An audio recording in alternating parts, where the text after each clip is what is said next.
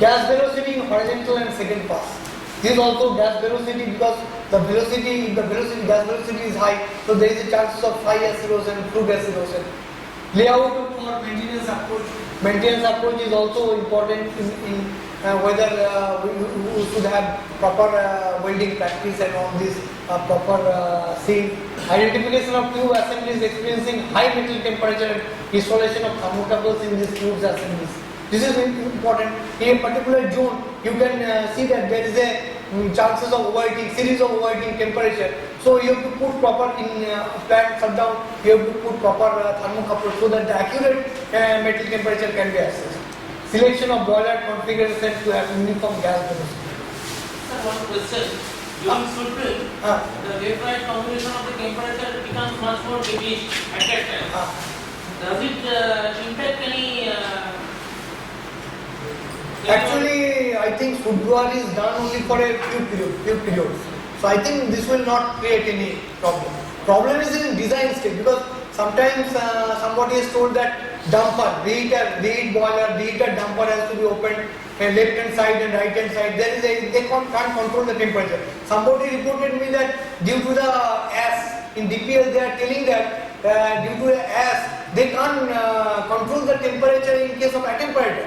In case of attemperature, before attemperation, the temperature should be 420 degrees centigrade, but the actual metal temperature is 600 degrees. That's why there is a huge bulging of the header, and they will crack. So the fuel quality also play important role. So I request all of you to blend the fuel now. So blend the bad fuel with the good fuel. I don't know, CSC is doing this practice. They are blending the fuel. But if you can have a very bad fuel, that time you have to take care of what will be the temperature.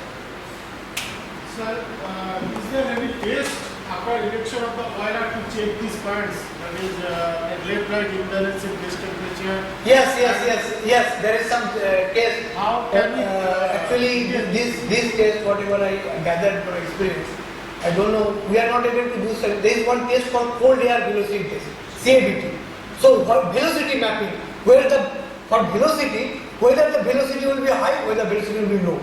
Whether in case of second pass velocity will be high, whether there is any gas channeling or something is there. So that is very important. CAVT is important. So cold air velocity test, that you can give that uniformity of the velocity. But gas temperature, addressing left right unbalance of gas temperature, that you have to do by I don't know. Manufacturer, some manufacturer. As long you have any idea? No idea. So left right unbalance of gas temperature. That is a problem, but we don't have any expertise on this issue. Engineering and erection stage. Prepare sound tube material procurement and technical specification. That is important. So each and every I will request before erection people that you do the PMI test. This is the because sometimes the manufacturer will wrongly mix up the material. They are not properly giving the material, and that has been erected and installed. And after commissioning and after a certain period, that will be failed. Clearly specify applicable code and standards, QA/QC requirements, additional material and fabrication requirements. ND is very important. Non-destructive examination.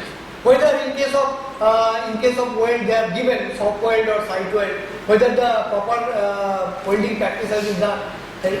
Some that field quality radiography in gamma ray source they've done iridium 192, so that there is some defect or not, you can assess. And proper welding procedure you can ask from the manufacturer whether they are maintained or not. In case of site also, in some site weld, whether sometimes stress relieving operation is required, so they are putting some insulation, but insulation material is not proper, so heat treatment is not proper, so that is important. So that is to be taken care of. Conduct design reviews including system analysis, thermal hydraulics. This is design part, totally design part, including system analysis, thermal hydraulics and critical mechanical detail design and material selection to ensure that reliability. So in this case particular manufacturing quality assurance plan, what will be the guideline when you get or when to purchase the tubes. Actually, Suppose you want extracting heat treatment and welding is road. Which is applicable in which zone or which is metal? Can you give us regarding this point? actually, in quality assurance, you have just given you the requirement. Actually, you have given the requirement. Because we don't have expertise. Manufacturing quality plant. Manufacturing. Actually, if you can given one thing we can do in case of one DVC has given one job to us in case of Durgapur. So they have some doubts regarding that quality of the material what they have erected. So they have given. So we are doing some NDT and hardness survey or something that we can do. But details QA and QC procedure that I think boiler manufacturing can do. That BHL or ABL who has given that Alstom who have given the boiler. They have a details QA QC requirements. Only as per the guidelines or standards, if you can receive the standards from the manufacturer, as per guidelines, we have to conduct the test and we can see so that whether the material is proper or not. That we can do. Conduct design reviews including system analysis, thermohydraulics and critical mechanical detail design and material selection to ensure that reliability is considered. Sir, one time you told that we get the material from IVRTC. Is it sufficient to check that the manufacturer giving us IVRTC that is sufficient? Is it? Or some... See. Actually, I think this will be sufficient, but sometimes what happens, in my experience, there is one Durgapur, example. They don't have any fault. They have given one PRDS light. BHL has given this PRDS light. So they have erected. After erection commissioning, that has been premature, drastically. So fortunately there is no accident. But the thing is that there is not fault of DVC, but what BHL has given every QA/QC guideline, but they have given wrong materials. Instead of 2 quarter from 1 mole pipe, they have given plain carbon steel pipe. So this fact you can see that whatever manufacturer is giving, they have given everything. IVRTC, IBR has checked, everything is checked. Still the failure has happened.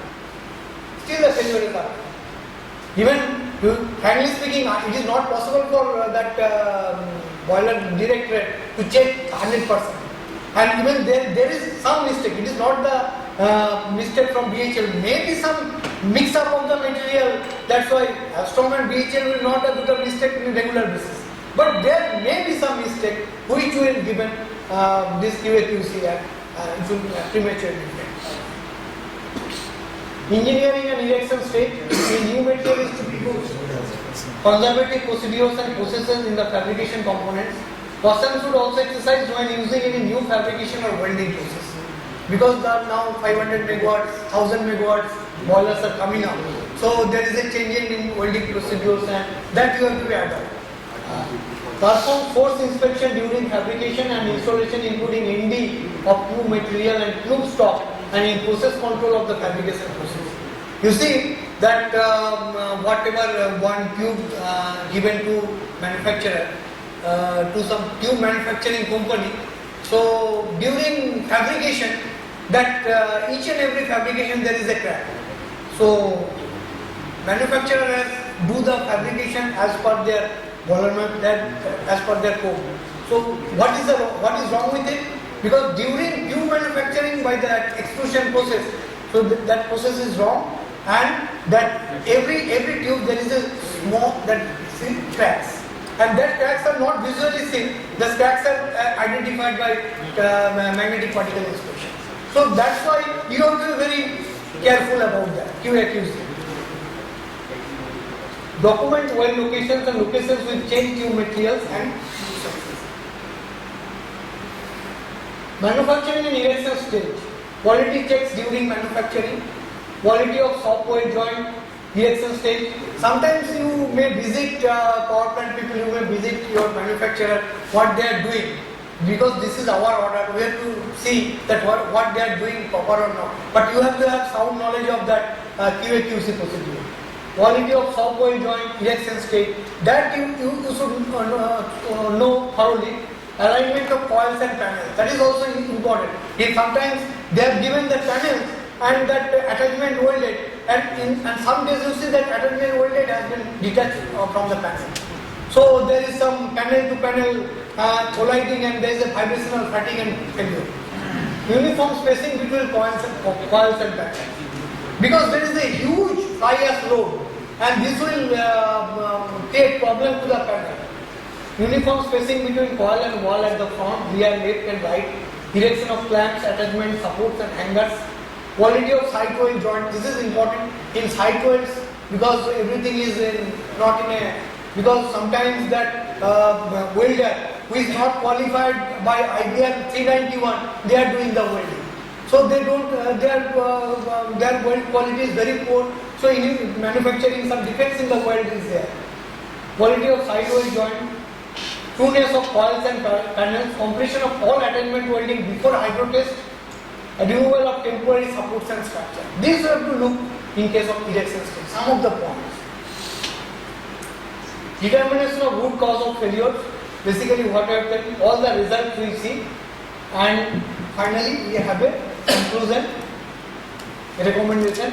And recommendation sometimes whatever we see that ND, whether suppose in case of erosion and corrosion, what will be the check? Only ultrasonic wall thickness, because there is a change of thickness, wall thickness. So ultrasonic wall thickness, in each and every plant shutdown you do the wall thickness survey and other ND, so that you have the raised tubes whether it is fit for service or not. So fitment suitability study or residual like that study is important. Sir, is there any preference area where we should carry out this ultrasonic thickness measurement? Yeah. That is a huge yes, area. yes. Your point is very right. You have to be checked by when is a overhauling. You see all the tube, visual inspection. Okay, you see there is some, first thing you have to check the erosion. Erosion, there is some very polish marks. So whether you see polish marks, by hand you see that polish marks, that zone you have to take. That zone you have to put the wall thickness measurement. Okay. If there is some tube failure, okay, due to erosion, so side by side, sometimes in burner zone, inside burner zone, there is some overheating. Overheating means there is some bulging portion. You have to do the tube failure, that wall thickness. Okay. And also some economizer area, you see that there is some detection, there is some corrosion or something like that. You do the wall thickness. So preferred, you have to check by visual inspection. That is the most important. Your eye is the most powerful tool. And by seeing this, all the tubes, you have a plan to do the analysis whether you have to done the wall thickness. This is mandatory. And then again, you have to, suppose in case of, we have analyzed one boiler tube is in Durgapur thermal power station, that where PLF is reduced drastically. Why? Now, there is, in case of overhauling, there is some side weld. And each and every side weld they have done, there is the excess penetration. And during that excess penetration, so when the boiler has been stuck up, so there is a chokage in the fluid and locally overheating will be there, and local overheating will cause the clip failure of the tube. Series of clip failures. Even every alternate week there is a failure. So that you have to be checked. So this thing is very important. Design stage, erection stage, operation and maintenance stage, and then periodic overhaul stage. So based on this, you have to frame one guideline and you have to do like this. So thank you for. Have you any technique just in case of thickness gauging? There are some other process by way you can derive the thickness. These processes are very time consuming. No sir, still not yet, because you can't do like this thickness. Whatever you tell, I know that is sensor, but sensor will not measure the thickness. Only thing that there is some different type of probes are there. High temperature thickness measurement probes are also there. But even in 225, 30 degrees centigrade temperature, you can measure the thickness also. But thickness will be done by this way. So now there is some this modern scaffolding so that you can quickly erect the scaffolding and you can remove, switch that scaffolding and measure the thickness. That you can do. That is there. Sir, can you go back to one or two slides back that sample selection while when a tube has completely ruptured, can you please discuss that how the sample selection is to be done? Because can we study the crack initiation at that time? Is when it is completely opened or it is completely ruptured. Yeah. You see, some. That. It is in the second picture. Second picture, you see, here, suppose in case of cliff or other failure, so fracture study is not important. Fracture study is important only in case of fatigue failure. So microstructure is sufficient enough because there is a microstructural degradation. So taking the sample is very important. Try to take the sample where the damage will be most. Where the damage will be most, that is the fracture tip. So sample from this portion is very important. Okay, even you can take this portion also. Okay, any failure lip portion, the sample is the most, give your most damage one area. And you can compare this damage because sometimes in clip, how can you take the sample? Yes, I will give. You can take the sample like this. You can take that one circular cross section, okay, and this circular cross section, whether I see that there is a, you see this is the ID side, so there is a scale in the ID side. Sometimes in case of clip, I just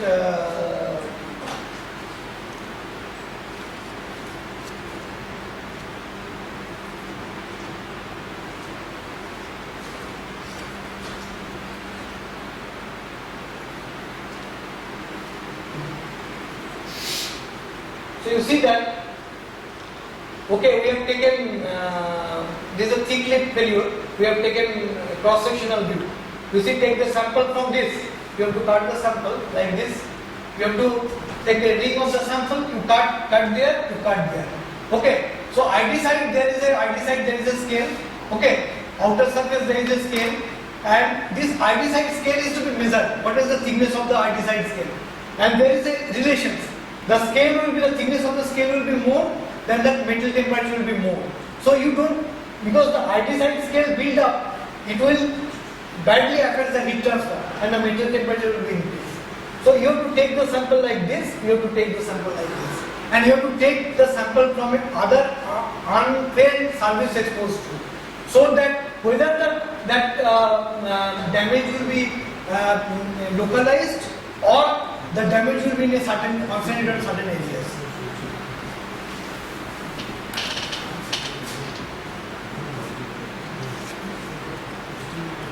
So thank you. My next colleague will present the next presentation on boiler tube failure analysis and case studies. Some of the case studies, that is also important. It's a general overview I have given, and he will giving that particularly a case study, how it looks like. Suppose there is a short-term quality or quick, what will the test to be done, how it looks like, and what logical conclusion will be made, and what recommendation will be adopted. Thank you.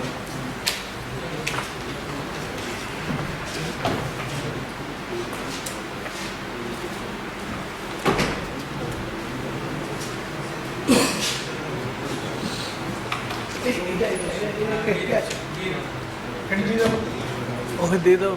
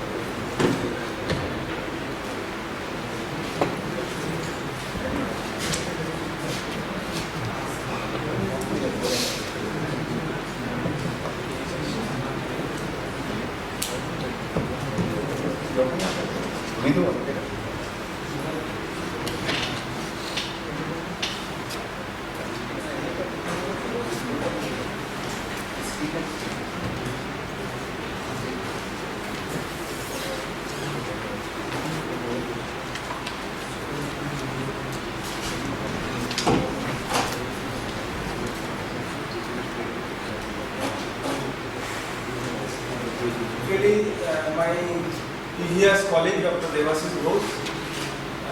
He has talked more about the ball acting failure mechanisms and some preventive measures. I will discuss some of the case studies, some of the failure analysis which we have done in our laboratory from different forms. Actually, more than 80% unscheduled boilers are down due to the ball acting failure. And most of the common failures occurs in the water wall section, water region, and economizer. Failure analysis is done actually to find out the root cause of the failure and to prevent the remedial measures so that preventive measures can be taken.